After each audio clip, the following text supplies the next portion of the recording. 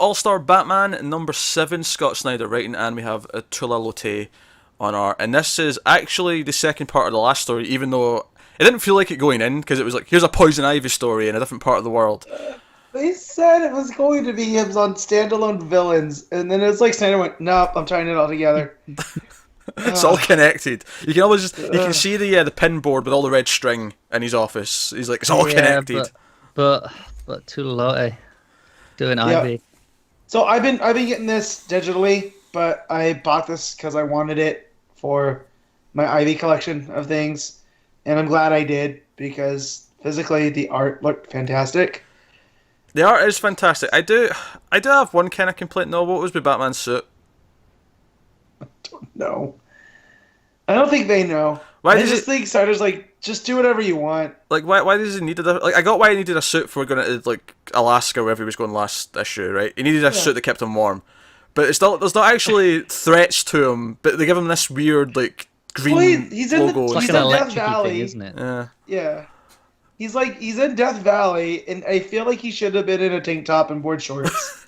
Like maybe it was a cooling system. Yeah, like it was actually like a water cooler, but he's like, nah, that doesn't look cool. He should have been I'm gonna have to spruce it up with some lights. He should have been in a bat shirt and sandals, basically. Yeah, exactly. That's what I'm saying. Like, but yeah, so the whole why idea, are you still wearing the cowl? That's what I do. So the whole idea here is that he goes to Poison Ivy because he needs her to like fix the virus that got out because of Freeze last issue. It's infected a girl. And see, yeah, this is what made me kind of think like it was torn, like tied up. I can't talk today, so ignore me. But I feel like this thread from Freeze was thrown in last minute, like because the girl's sickness that she kind of stumbled upon in a forest.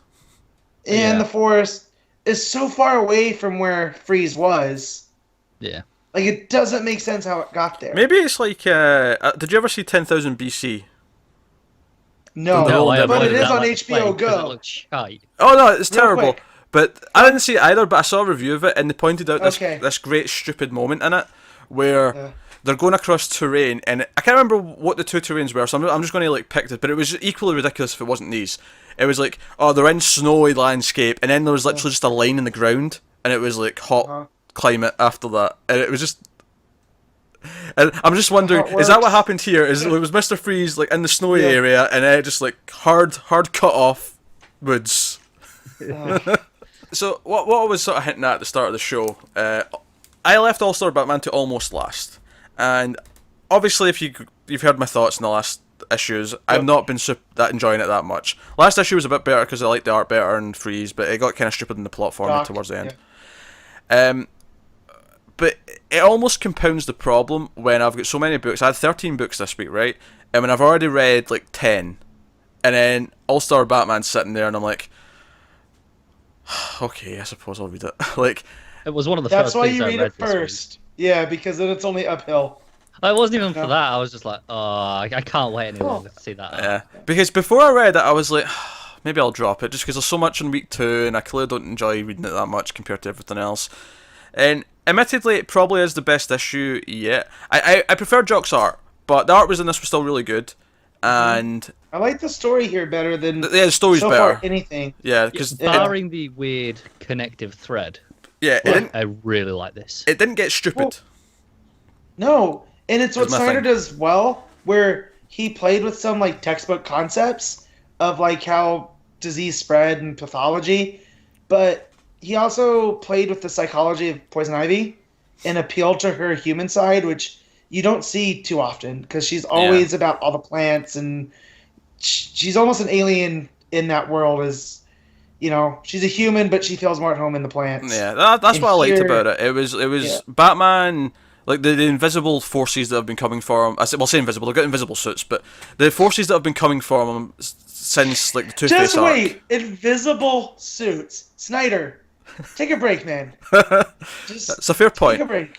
I'm going to let it go to a point because the panels of them actually walking towards them look really cool. Yeah, it's just some light refraction, isn't it? It's no big deal. It's like Predator tech, from Predator, the movie, that kind of invisibility. But it's Batman protecting her that kind of like it's wins are over. It inspires a little bit. Okay, look, wait, I'll help you, and those made for some good moments. So it didn't get stupid. I still don't get me wrong, it was still lower in my ranking this week compared to a lot of other books, but I don't know. Ivy's reaction when the tree's burning. That's one of those moments for me that's up there this week with some of the best of the other stuff.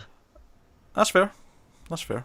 Like I say, I liked it the most so far because it didn't get stupid. There wasn't last week the whole I snuck a virus or antivirus in my body thing really annoyed me. This week nothing like that happened. No, it was classic Batman where she goes to pull him in for a kiss to control him, and then he fights for her and then pulls off the wax lips, and she goes, "Wait, I wasn't controlling." He's like, "Nah, I fought for you, anyways. Yeah, choice. The work you're doing is important." Yeah. Which. Yeah. I like that moment. That makes for a great moment. I do have to admit, though, when you remind me of a scene from Batman and Robin, the movie, I'm going to chuckle. I'm going to chuckle, is all I'm saying. Of course. I feel that was the point, because it is kind of goofy. Yeah. But I like the point that it drove home.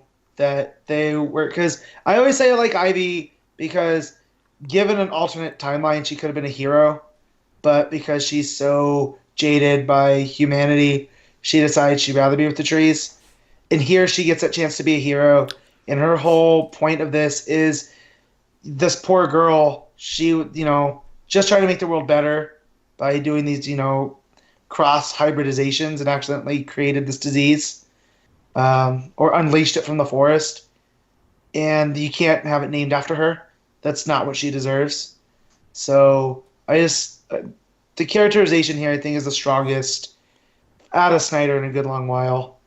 And I enjoyed reading that part of it. Yeah. No, I really love this issue, actually. I thought it was... I agree it was the best one yet. And I've been kinder on it than you, Per. Yes, you have. So, that's one way of putting it. So I was going to drop it after this. I was like, I'll just get to the Ivy issue and then I'm done. But I'm curious to see where it goes from here. What villain's next. Well, we got Mad Hatter next. Yeah. So that could be a little on the insane side. Yeah. That might make me rage quit and throw it across the room. It might. Yeah. Because I'll say this, one of my main problems with the book since it started, though we're still hearing this one, and it's that I think the dialogue's just there's too much of it. Weird. It's too clunky. It's overwordy, I feel like. And I felt like that since the first issue, and that was still my biggest problem with this one. But the story itself was actually mostly pretty good, so I was a lot more into it. There you go. Backup was basically kind of similar to one of the detective stuff, actually. Duke's training. Basically, after the explosion with Riddler last time, he's in a training program with riddles that he's trying to solve, and he's failing. Yeah, he's in the mudroom, isn't he? He's in the mudroom. Yeah, because he even mentions that he's trying it out. Because he's not had a go at it yet. And the whole point of this backup is he doesn't know his place in the team because he isn't just a sidekick, and he doesn't really know who he is. And I quite like that, actually. So do you guys? So having not read this, do you think that he's training him to take over as Batman? No. Nah. No. Something else. I don't know what, but it's not that. Yeah, it's very vague, but there's definitely something else going on. And Batman, just being the cryptic asshole that he is, won't just come out and say, "This is what Duke's training for." That said, I did love the moment. There's a moment in this. It's just a silent page. It's Duke sitting there with the dog, and it's very reminiscent of Year One, like the framing of it. It's very similar to the I will become a bat sort of moment. He's because he's been told that he needs to stay in the mansion because he's still hurt from the explosion, but he sneaks out at the end anyway. And Alfred comes in, try to give him breakfast, and he's gone. Ace? Is it the dog that Alfred? Yeah. Helped. I think it is. Yeah. Oh, good. It's not what's his name? Bathound that they Titus. Titus. Yeah. Titus. It's not him, but. Okay. Yeah. Cool. Well, I like that they brought in Ace legitimately. He's not just in the special or the annual.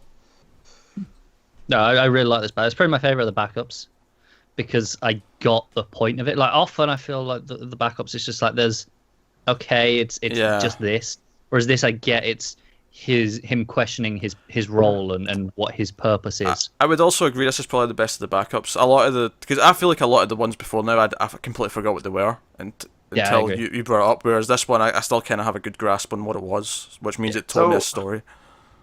Another question. Do you think how John's collected the Shazam backups from Justice League early on in New 52? Think they'll collect this in the same kind of way? Maybe it depends. When we see I'll give it a read after.